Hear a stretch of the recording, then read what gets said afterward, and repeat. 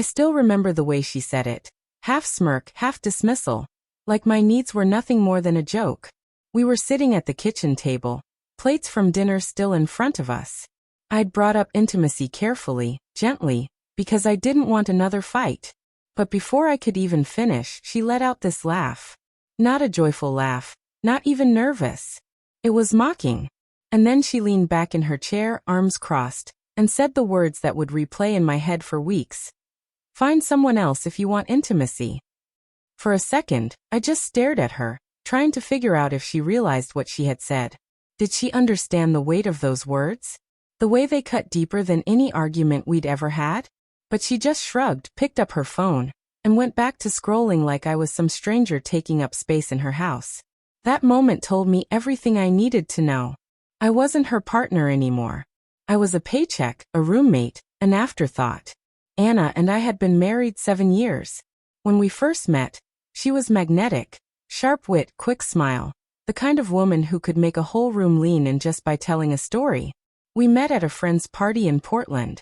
I was new in town, working long hours in construction management. She was working as an interior designer. We bonded over music and travel dreams. Back then, she made me feel like I was the only man who truly saw her. The first few years were golden. Weekend trips to the coast, late-night drives with playlists we made for each other, mornings where she'd fall back asleep on my chest, and I'd be late for work because I didn't want to move. We weren't perfect, but we were real. When we bought our first place together, a fixer-upper bungalow in the suburbs, it felt like the start of everything we'd ever talked about. But somewhere along the way, that warmth turned cold. It wasn't one big fight or betrayal that killed us. It was quieter, slower. First came the excuses. I'm tired. I'm stressed. I'm not in the mood. I believed her at first because I wanted to.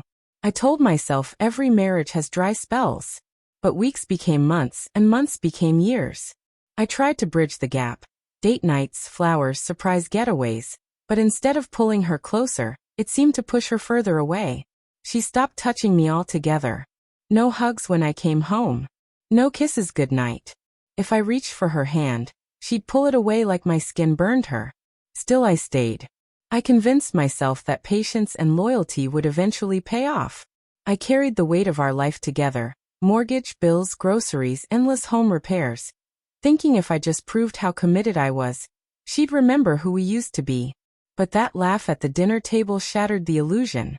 It wasn't just rejection. It was contempt. She wanted me to feel small, unwanted. And for the first time, I didn't feel sad about it. I felt clear. That night, I didn't argue. I didn't storm out or slam a door. I just sat there, finished my dinner in silence, and nodded like I'd heard her loud and clear. Inside, though, something shifted. I wasn't going to beg anymore.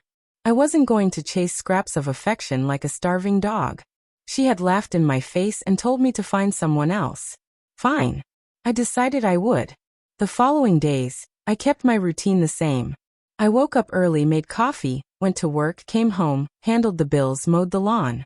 To Anna, it must have looked like I was still the same man who tolerated everything she threw at me. But underneath, I was already planning my exit. The first step was simple. Protect myself. I opened a private account at the bank and had my paychecks redirected there. I froze our joint credit cards and transferred ownership of my truck to my name alone. I gathered my documents, passport, birth certificate, tax files, and stored them at my office instead of at home. She didn't notice. She was too busy complaining about her coworkers, talking on the phone with her friends, and spending hours scrolling Instagram.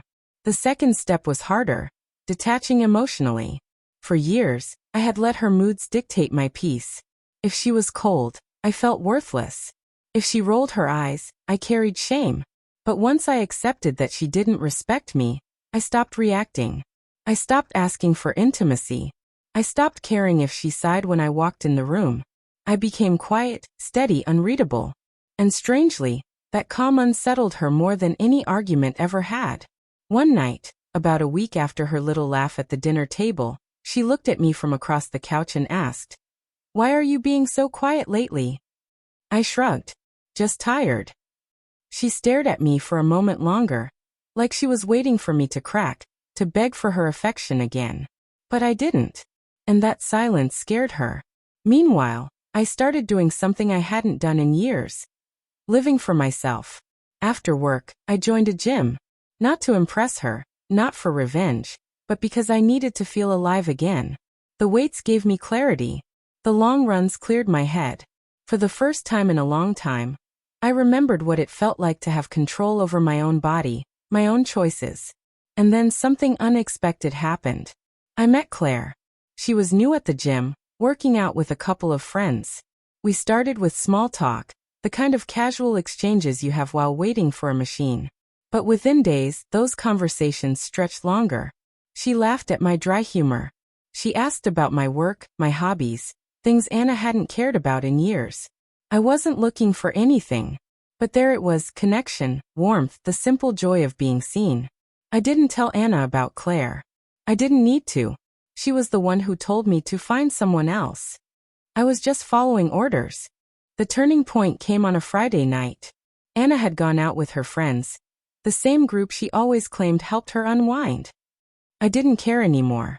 I sat on the back porch with a beer, scrolling through my phone, when Claire texted me. "You around?" For a moment I hesitated. This was the line, the point of no return.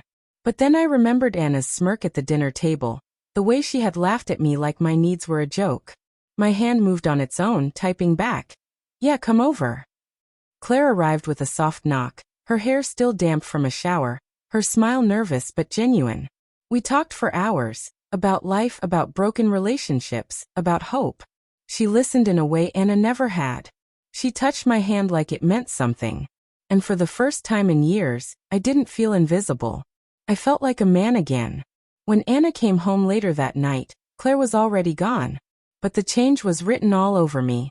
I didn't hide it. I didn't scramble to cover tracks. I sat on the couch, calm, steady, waiting. Anna tossed her purse on the table and froze. "What's that look on your face?" she asked.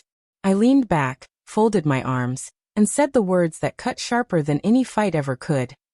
"You told me to find someone else if I wanted intimacy. So I did." At first, she laughed, just like before, like it was impossible.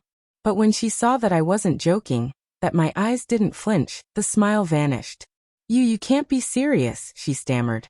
"You wouldn't." But I already had. The next days were chaos. She shouted, cried, accused me of betrayal. She called me cruel, selfish, ungrateful. But I didn't bend. For years, she had dismissed my needs, ridiculed my feelings, and treated me like a background character in my own life. Now the script had flipped, and she didn't know how to play her role anymore. I told her calmly. "I begged you for years.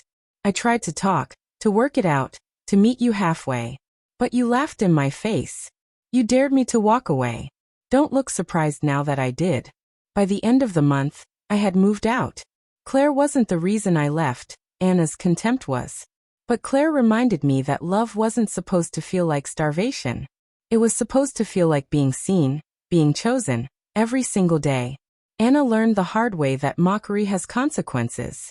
That night when she laughed and told me to find someone else, she thought she was safe, untouchable, that I'd never have the courage to take her at her word. But she was wrong. And as I closed the door on that house for the last time, I realized something simple. The most dangerous man is the one who finally stops begging.